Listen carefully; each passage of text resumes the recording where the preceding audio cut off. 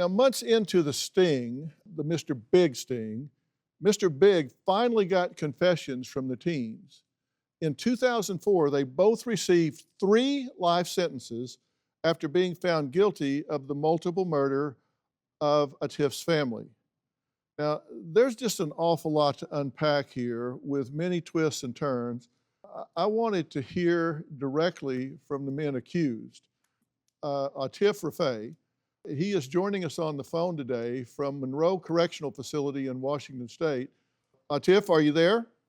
Good morning, Dr. Phil. Good morning. I'm glad to make your acquaintance, but I'm very sorry for the circumstances.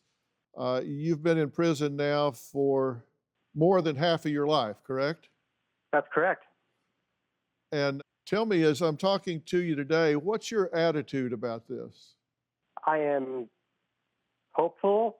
I am grateful. I'm also devastated. I've lost half my life. The people who killed my parents have never been brought to justice. And I've spent the last 20 years trying to get a court to take notice of that.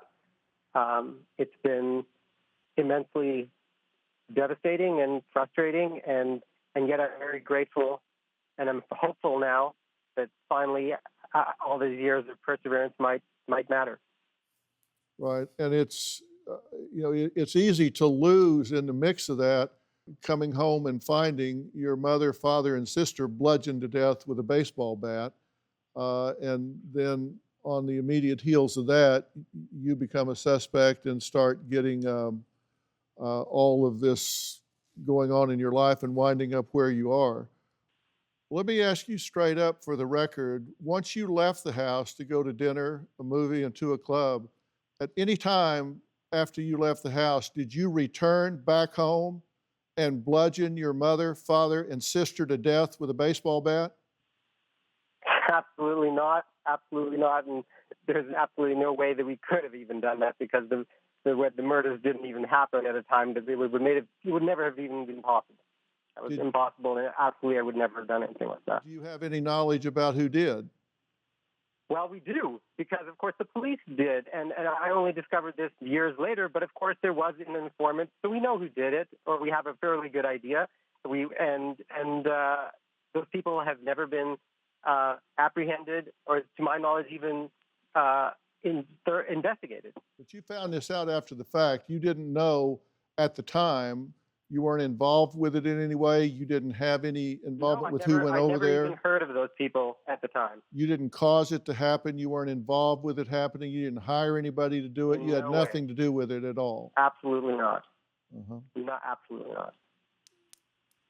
Daniel, we know now, because there's been an extensive record created on this, and you know it better than anyone, that they had alibi witnesses that put them well away from the crime scene before it happened, such that they wouldn't have had time to get there, commit the crime, and get back to be seen at the next location.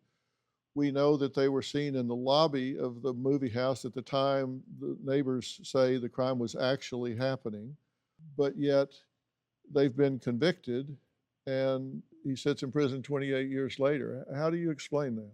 The equivalent of the FBI in Canada posing as mobsters had created this situation where they said, you're about to be arrested.